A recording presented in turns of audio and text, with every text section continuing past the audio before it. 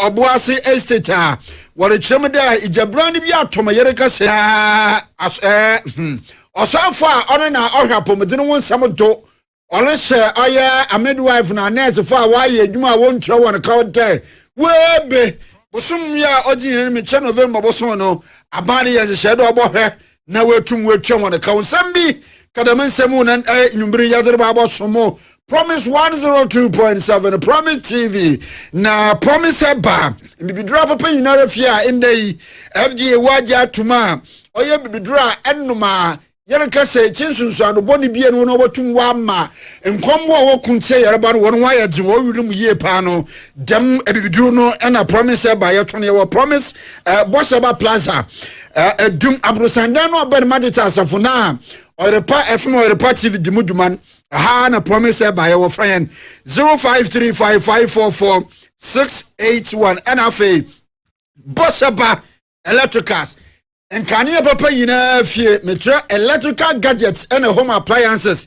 ni yina rafa da he ne papam Ghana Standard Authority Energy Commission waja tuma in the year say work for solar and rechargeable fan as low as 170 Ghana cedis ebenya Bosheba Electricals one solar and rechargeable fan bi aton fa and baby a one dan kanya wodan kanya nyiwo moyan da chance this part wa charge moyan da this kanya do charge awu na reko wonyim no adum PZ Kajetia market here or a Dum Bosheba Burton. Yaban prison son about an affair Dumantata Kufabro Sandan Munsunia or 0536095966. War Abba Fontin from me chat TikTok and Instagram so about search Bosheba.electricals. Nay Juma Yepa, the Medjo Queen away so in Assam and then Yumbri. Yede Cassia Bonnie Yed Brown, some for penny Manor Joe Korea Fay, or Jimmy Cliff, executive producer and Yumbri. Mama je pena amere babo sumo nyumbiru no seka sebe mezenete da pafo oboho casta uncle ebo baini afei yemfa ensam ne mu nchemu yemfa mra wa yereko oye asante mantemposi atena kasa owo anafumu nono ena wori chemu dem abemu wa bi a weji oye emfi eduonu ya endei nidinidi kofi ya amemfo bi kotu isha no to ewo oye twapiase wo kronubom a yereka sei woma endei wagine nkwa gifri ni nsem enyimpa bi a wokaji dam oye ewudisemi aposa atena kase asantemantem wo anafo entem nsa akanwan abranche Solomon Opoku enafei Collins Abuaje ya posi penyina owo impotem wo ACP Sefas asa ole cheme de won sentwafo nhemu de won nsa aka dam mbranche bieyin South Police Command and a Bogana for nyina amane so much me mo amienu bi a omokum obi agine moto free ne nsem na de omo se Ghana for nyina se adwuma no ne nyina na eye nti se woti bibi aka bibi se de be ye be bom na omo adwuma omo ye nso etimi akoyie 6 October na odumfo bi a wo bidiem electoral area ho ekoye complain ema bidiem police se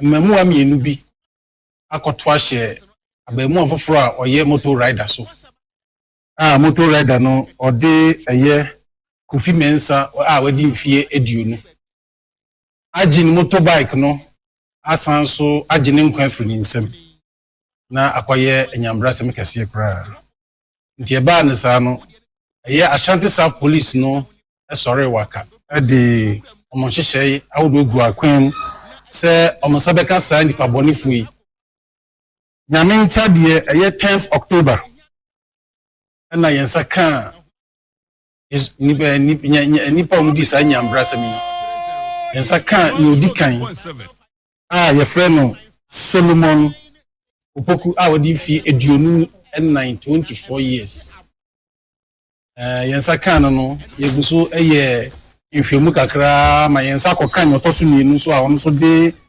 Collins Abuaje ono edi mfie eduonu son 27 years asisi omu nyina wo prosifo kukum ye hwehwemu mesa so aka ka ho se nyamopon ncha de ne yensa so aka motorbike na anu ti no on ba so mo jintinu omo je abrante na ene dia no nkwa free ni nsem no nsa atan kan sa motorbike no ama sesia ye gina sa arrest iso aye nhwemu akwani ma hwese aso omo ye gang bi a foforo ka ho anyensa nka ho ma na pa kwa asem ni siye no mebu na wo ho no omo te se approach for nsa ka nipa di sa nyambra sem no omo je shi ebe share eye Obuasi police station say nka enya no ma no mangasa inform nye hanam ma mo si Entinom ACP Sefas Asa inoje nsem no munchemu ina dutugwa na yenkopemu wo oti mantemu na inde atoyenchem aboafo mu panyini pa owo oye oti mantemu no mu Foster Ezra na olkada inde araho sem bia yete de wo oye efraw esu tim na donometra voter leka yeri chem da subonto bi wakwadan ma enyimpa edwennum a inde mofama edubia kokan a wato ne nanom wonsedo no wole jemda ina ba mu a wejimfe oye idu biako 11 years ono na onde oluchu subonto na nyimpa edunu a wo ma bia dimfe baye edunum a wotwe eduana na wotwe eduasa insia ina ni nyinara okeka ho a nyimpa ebienu su ni nyinara wejimfe oye idu anana onya sam kakaba no ono oluchemde afoba no wejimfe idu biako ina no oluchu subonto. There are about 20 people in the boat. So the boat capsized and 15 of them died and one is missing up to date. We didn't find the body. The people who and that we send them, the police investigation are part of us before we are doing the Navy. So when we find the body, we are able to identify them. They are just a community member from Okuma, so we are able to identify them. We have life jackets given to the commercial boats. We normally organization and NADMO normally give life jacket to commercial boats. And the boat that they are using is a private, is a boat that they use for fishing. It's not other big. So you can see that the people who are on board are kids. So only 3 adults who are part. One is 68 years, 48, and 36. The rest are 12. 2 years, 4 years, and 11 years. Even the guy who is even handling the boat is 11 years. The regional Nadmo director and a watch him and some from home in the Asahia in one washer and Crankro Ayasabia war a manicanum as antimantem and Krabata or the Chimade would be able to an money parameter health facility regulatory agency. There and Crankro Sabia Baya Nubi was antimantema when ye about in the cat or they would do Mantiaka say. What about to 2 years, Papa Payne Pa or Dano, Christabel, Airam, and our Odutuga? Both today and tomorrow, we are locking down facilities that are on license. So any facility that is on license by HEFA, we are coming after you. So we are advising those who are on license that they should come to the HEFA office. We are at Idum opposite Opoku Trading, and then there's a team on standby. Once you meet all the requirements, they will do an inspection because it's a special exercise. We have a team on standby that will do the inspection for you, Peak Incline. And once we do the inspection for you, and then you meet our requirements, why not? Your facility will be open to the public. That is the only thing that would save anybody. Aside that, it is no license, no operations for Alpha. For the Ashanti region, they understand the facilities that are not licensed. There are more than 200, and we'll close all of them down. All of them. We are not even sparing one. So once you are not licensed, we are coming after you. So just come and get your license with HEFRA. There are over 200, especially the dental facilities. They say they are called dental, whatever they are called. I don't know.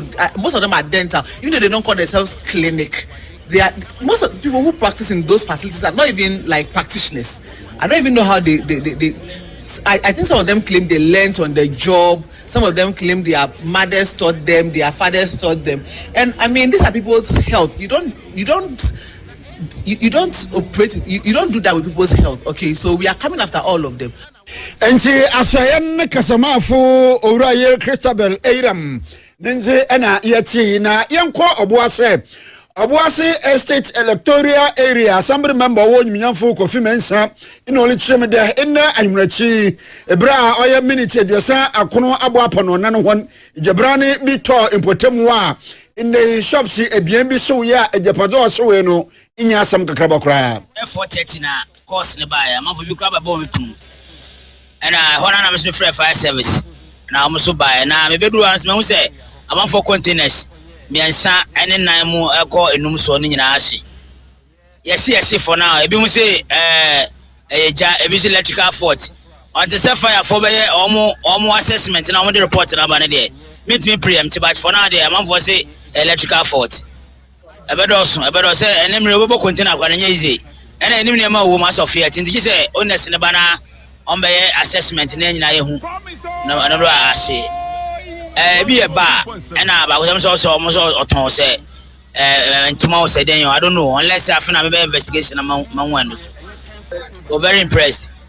From and do 20 minutes between 18, 20, 30 minutes no more and do and I send a commanded G for some sort of ABCH for standby in case of any eventuality be an so abwanti. But we're gonna fire an AG phone about to say from no or much of do ante my mind. I hear they be a Macassa, some say Jaddy will be maybe a jabby frabber, but changing and free and we. They be a minute 14 come say Jaddy a boy for say come for and say before I to shop and I say fear grab to open no. I saw make yourself electrical gadgets in off or gas cylinder sorting in off. What I say, I did be a job of piano, it is in order. I guess I did assassin me better be the Obuasi Impotemio for estates electoral area. Assembly member Onyinyanfo Kofi Mensa no Chiremi Jabania Oto na Iromu oye Asante Etifido Aposi Atena Kasia oho Payinipo Dano Mechira Commander DCOP Prince Jude Kobna inu to Ghana for them ekoto de nyimpa bia mi woroko ntokona sel capital nyabuteri papa pana opota fujaba wosimpembe brera nyimpa bia woroko mo be fe chiri bakoro capital masum yaban aya adipo no waza aboni tibitum fado kra agene nkwa nti selu to the man amona hweye papa Gesemani Methodist Church I watan no so afibia no mudi Gesemani week na afin so de asan abaso na watwi mu dwumedie bebre ene koso na ne de omudi wie kura no mo afom ho amyehu ba bia obi afri ne kasa woka pani a wodi animu ebe kyerɛkyerɛ kwan ye befa so ye betete ye mane bone ahodo a ye medi ebe ma omo akɔ afiase DCOP Prince Jude Kobna or original commander Ashanti North Mampo ine di animu kyerɛkyerɛ one other offense koso Biarada, who another situational report from all over the country. A lot of murders are going on in the country, and sometimes, what do you know? Won't you say? Let's be very, very, very careful. And some of the murders are so pathetic. I think about 3 days ago, and from the young but so obi odina chese opata owa na nipa na twese kan once apaso what they want na opata for no headache it is sometimes we should be very circumspect in trying to be opata for because we try to na nipa na dey right abesho so for penny a ohwe asori so ene esomu mpanimfo bi so ekasa e wodwumadi ni However, edwumadi a awrade de ahye yensa ne so pa edwumadi keke bia se onyame hwɛ sɛ emma a ɔde akyɛ yen no yɛbɛtete wɔn wɔ nyame suro mu enne na yakoba sɛ edwumayɔ enne nneɛma hodo bebree wɔ wiase mu nti awofo no de ayɛ ya ne sɛ yɛde yɛma de bɛkɔ school nemum entitie a ɛsɛ yɛde ma wɔn wɔ fie no wɔnyini ɛyɛ mpanimpa no yɛgyae deɛ nne no de akɔba no sɛ yɛbɛyɛ homework yɛbɛtua school fees yɛbɛyɛ nneɛma aka nemum no yɛmmoa ama yɛma no abrabɔ yɛmma no bebree mpo onim nkwan yɛ onim aduane yɛ onim atade mpo so bi a yɛhyɛ no onim sɛ ne anim panim mpo ɛyɛ dɛ ɛkasa awofo yɛ wɔ asadie bebree ɛwɔ yɛma ho ɔwɔ sɛ wohwɛ sɛ wo ma no ɔma sɔre ɛfo ni ɛyisi sika no nko ara so ɔbɛta bi wɔ hɔ a 4 am no ɔti ɛyikeyetia no ɔpɛ adwuma ɔkɔyɛ adwuma bɛhwɛ ne ma sika no a wɔgyie no ɛdeɛ mfasoɔ na bɛba so ama wo ma no wabusa wo ho saa nti e ma atan a ewo mu a nkaka ne ye ne ye man no e ma no de oso oye a wo se wono ne fie ne ti wo kwa akopesika aba ye man ye boa no ne ye boa ye man so said you be your man so ebe nyini yi the man ehwe mu no I was say you hu na bofra no esu e wo wa I was say ko hwe wo ba e bag ni e di no gumu enti to asem na make on e di no be wo bo ko be na let bi ehyem I was say ko so no ba no say di na wo yi enti afutu ide di wo fi asem e capital dokwa ina ahwe ni ye papa na emiafo kodominta kando yo so afo a ono no hwe apomedine won nsem de wo man Ghana fo bakaya onkyere biara anesofo na midwife fo wotugu montene yo ya chechera abani ye papa pada hona aketu akam bosum du ebi kura ye adwuma afi wonto wan kaw no so afi wa shaboda webe November bosum na ye no mu no anesofo midwife fo wonka hona akomantu woni ma ban wotu wan kaw. Ladies and gentlemen, I speak to you now. That's about 6,500. That will add up to the 7,000 already being paid, making 13,500. That's allowance. That's over 6,000. Cabinet has approved that with immediate effect. Starting from November, the Minister of Finance must pay them. And I have in my hand the letter to that effect. And so these were the difficulties. I empathize with anybody who have to go through this painful situation. And it is important for Ghanaians to be taken. Enti onyafo kodominta kando nente ena yeti na yereka sei emma inshemedibi lokodo ewo Beijing China manmu ni nyina emma wowo oye iwiaja mani nyina wona fa hodi ena nde banoji ebru dwumadi wodi si enwado mfi eduasa inyi de ni nyina ramare banyadam akwenyen no mampanyin Mahamadu tugwade omane Ghana ya abo ye hu madin ye papa na ye be biara de akwenje biara osofata mamma no omane Ghana ye be mu wejimu. My country Ghana remains steadfast in its pursuit of gender equality and the empowerment of our women. Under my leadership and in my capacity as the African Union champion for gender and women's empowerment, the government of Ghana has continued to take decisive steps to mainstream gender across our national development policies. We've achieved historic milestones, including the election of Ghana's first female vice president and the unprecedented appointment of women to leadership positions in government. The judiciary, the security services, and key national institutions. These are not just symbolic gestures, they are deliberate affirmation that women deserve a seat at the table of the highest levels of decision making. And I am confident that in the very near future, our women will break the glass ceiling and there will be a woman president of the Republic of Ghana. Enti amampayin His Excellency John Dramani Mahama kopemu Beijing. No amampayin na Beijing no amampayin abeje so ni na Belgium. No kopem Belgium no man Ghana o man fa wakoye timemufu wo Belgium manmu okese no say Belgium me yesramo galam say kuna yere ko Ghana ni yentum nti yesramo Ghana fa mo Belgium mumrefie na mo boyen. We are working towards banning mining in water bodies. We've been mining gold forever. How come all of a sudden all our waters were polluted? The water sources are normally in our reserve portions. And that's the reason why those areas are reserved forests. Now, when you give that to some who can even will it to his family, you all know what I'm talking about.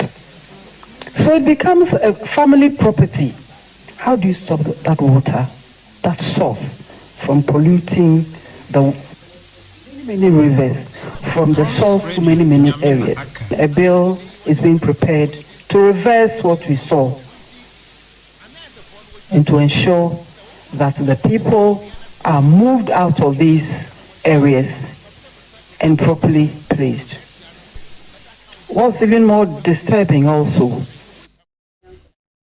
Enti amampayin abazechir Her Excellency Professor Jenana Opoku Ajiman nenze ina yate no Belgium emanimu na yemopoema Reverend Richard Asamoah Kofarbai Sofopanyina Odasafa Nizinete Word and Fire Prayer Ministry another day asor monechan asor dan foforo apa wotam oti wo bronu bia owo asokwa kro pon numu ha ina day no why for ye papa wazir bajinya wade ba twa akra manyame na Richmond from pon Okwagina mu ma yere patwin nsem ne bi go ahomado. Sabeya asempati adwumadi ebekọ nanim kese enam so bi ema eye Reverend Richard Asamoah wada eye World and Fire Prayer Ministry ano sabre wakukuru dampon kese e de esi ho a wode beye nyamedwuma e de aboa eye Ghana ene ewiase afana nyina eye kwese dai etwamu yi ena mpanifo epa edan ho entima ma asafo no neno ena dwumadi no ekoso akasafo bebre ekasa wase na ura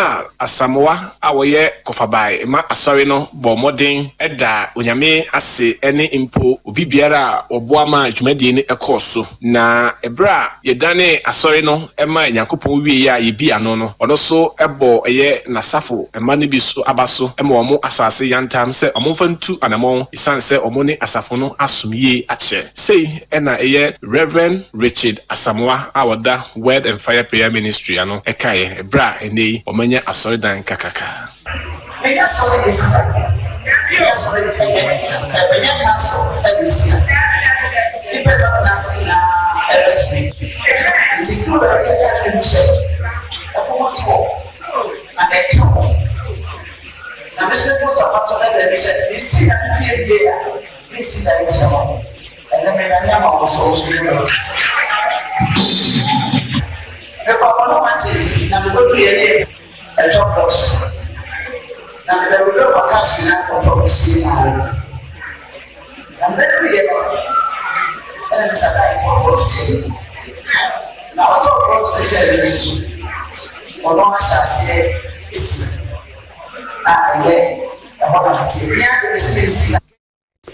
Reverend Richard Asamoah nje ene yati na oman asoye a wohwe na wogege eton wotema oman Ghana wo in the report in Nkrobatadwumechira Customs Preventive Unit of Ghana Revenue Authority in the day was a watch nyimpa ebinum a wodi fan wo hugwa na nso no etu ananka wo de wotuade ma ban no de biare wontua na nei nyame apo won hotam emanei watch one.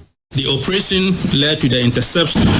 Investigations later revealed oil, referred to as argo or commonly known as diesel, estimated about 540 liters. Based on the intelligence we received, our team and that of the national security, oil, referred to as argo or commonly known as, they were suspected to be export of goods.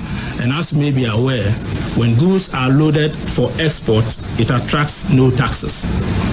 However, upon arrival at the port, goods had disengaged the tracking devices that were also fixed on the tankers or the trucks. In the GRA, Michigan Ghana Revenue Authority, one Commissioner General, Onyeminyamfo Anthony Kwesi Sapon, Nenze, Ena Yeti, na ma yankwa ahumano de, na yankwa Kwame Danso, Matarisa Safuni Dinemu, ye Reverend Isaiah Atakra, yanyi Reverend Inkweti Nkomwe, na inne de yarewe, a Hebrew woman, itir oya idu biaku inchichem edonu ebasa. Hebrews chapter 11 verse in number 23. Ochre ekwana Moses na wofu wohu oya inshira ode Moses do ewo bra wo ni sentini ntino. Wode no kwasi ebeya bosume ebasa wo bo no ho ban firi ohaw. Ine mponkakum a wore pwode kum Moses no sande wo hune de achede sonkro kra ne Nyankopon da ache hono no yenka ja no ho nkomo ehunmu ban na wofu no hui na de toto na abrabo ehu a yabe de yehunu dam mambo ne yaprebia ne ho abrabo teden. Reverend Christ asoro ampo wadaru ma waka hene sema anan boyen wadam kwan de good ya da rade Yankopon ase said they walking kind trust him. Hebrews chapter 11 no ekasa didie eho na evayehunu ni ahodo ene kwan a wofa so eda wonjidie edi erudi de yehwe no eye Moses awofo ebra ye wu Moses no na ye bra Israel for ewo nkwasum mu ewo Misrim ene ye wu Moses na saa bɛrɛ no ne asɛm ra sɛ Israel ni biara wo ba bɛrima yɛnkum saa abɔfra no nanso Moses maame anasɛ Moses awofoɔ deɛ wɔn Moses no wɔde Moses sie boso mmiɛnsa deɛ kyerɛ yɛyɛ nyinaa ne sɛ yɛyɛ awofoɔ yi mmɔfra a Onyame de wɔn hyɛ yɛn nsa no wɔn daakye wɔ yɛn nsam wɔn sɛ bere a yɛwo Moses no na yɛbrɛ mu ɔdene akwadaa ketewa a yɛawo no deɛ ɔntumi ka nkyerɛ ne sɛ ma ne nsu yɛte sɛ akwadaa nsu wɔ fie hɔ nso a yɛbɛfa akwadaa no akɔkuru but awofoɔ no fa kwan biara so de kora a wɔn ba no de wɔn ba no esie efutu a yɛyi gyina sɛ Nyame asɛm so na de ama awofoɔ nyinaa ne sɛ abɔfra bi a Onyame de n'adom wɔ no Onyame de abɔfra no ho bambɔ ɔde abɔfra no nteteeɛ ɔde abɔfra no nhwɛsoɔ ahyɛ wɔn nsam sɛdeɛ Moses maame no de gyidie kora Moses na Moses amu na wɔnwini ma mfasoɔ baa wɔn ne so ɛma awofoɔ no ɛma ɔman mu ni nyinaa no saa na yɛn nso yɛma Onyame de wɔn ama yɛn no ɛka yɛn mma a ɛnyɛ yɛn biological ɛnyɛ deɛ yɛawo wɔn nko a na mmom yɛyɛ ne teɛ yɛne no wɔ mantamu yɛyɛkyerɛ n'adeɛ wɔ sukuu mu yɛyɛkyerɛ n'adwuma afɔ no nyinaa yɛyɛ mma kora wɔn ne yɛbɔ ho ban yɛtoto wɔn bi a Nyame bɛma fo so abɔ wɔn so ama yɛn. Enti no Reverend nti dam gizi no ne nyɛ na yɛbɛtum yɛdze abɔ biribi a ɔte dam no ho ban no ɔno ɔyɛ abrabɔ bi a ɔwɔda hɔ a wɔda yɛbɔ no yɛgyina dam gizi no anaade automatically ɔda de wadwene sidu no nyɛ dam gizi wɔn sɛ ayɛ te sɛ wokɔdua aburo no wonim sɛ mede aburo yi abɛhyɛ fam nko ara deɛ a ɛbɛfifi de saa automatic didie no a wonya sɛ mede aburo yi kɔhyɛ fam yi deɛ ɛbɛfifi no saa na ɛwɔ sɛ yɛhunu sɛ akwadaa bi a Onyame de n'aba yɛakwan mu no sɛ yɛ ne a na yɛwoo no sɛ yɛ obi ba na yɛkyerɛ n'adeɛ sɛ yɛtete no sɛ yɛkyerɛ n'adwuma saa nipa no nso yɛte ne yie a mfasoɔ bɛba no so ɛde ama yɛ enti Reverend mete wase yɛ a afraba no dambrɛ de inyi manyamedze ahyɛ ne mu de inyi manyamedze ahyɛ ne mu no enya wo no nkotene de ɔda nya gidzi de nyamedze biribi a ewro ne mu no ntine bambɔ sonko bi wɔ hɔ wɔ de wɔdze man asawofo. Hello Reverend Adaru ma atime nka mete wo nka pa Reverend na mi bisa sɛ we no emfa ho se wonnim de Nyame de adua kwala no mu se wonnim no wonya wo no nko a de e se wonya gidi bi se Nyame de bibia ewura ne mu e wo se wo bɔ ho ban. Oh yes won say nipa bia no wa ye wo no na ne destiny bɔ no moma so nipa bia no wa ye wo no se bi na tiri yesi ni so na wote apaka mu so obedi hene ne mom da bi obefiri ye no nipa wo fa wo mo nsam nkekere ya wo de ma no saa gidie no na mfesa awofo nyina anya ewo mmofra ewo wo mo ase emu na wonu se abofra wei betiti ni yie a mpaso beba no so mekora ni yie a mpaso beba no so maya nto wo mo asare onse Moses abere so no na emire ni mu odin kama am de tumi asase okay ma wo ba be mu nyina na mu nkoku no dise be ma bi e be wo no bi aye ku no nanso wo fa kwan bi so kora abofra no isa gidie no a wo mu nyae no mo de kora abofra no na ye ya brinsu ye apply wo ya bra bo mu se ye nim de ye ma no ba be ye china kwada na ye kire o ma de na ye nim de o mo ba be ti ma ye nya o mo saa ne ho ye nkora wo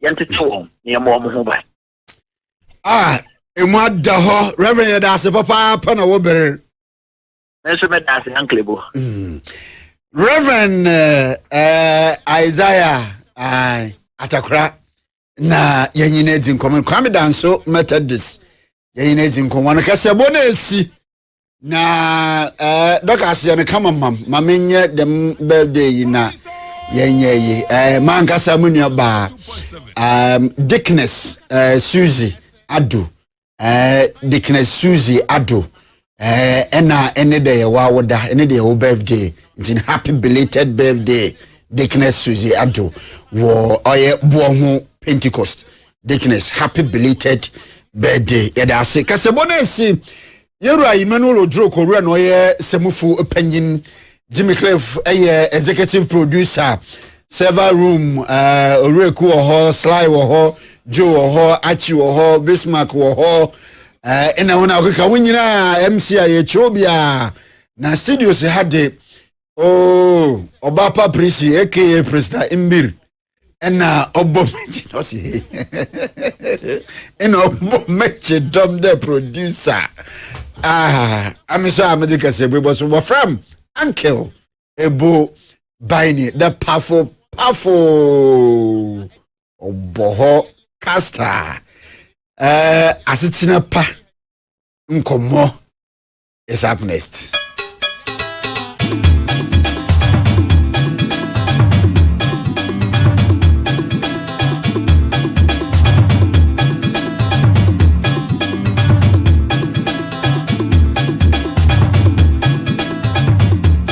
Promise News.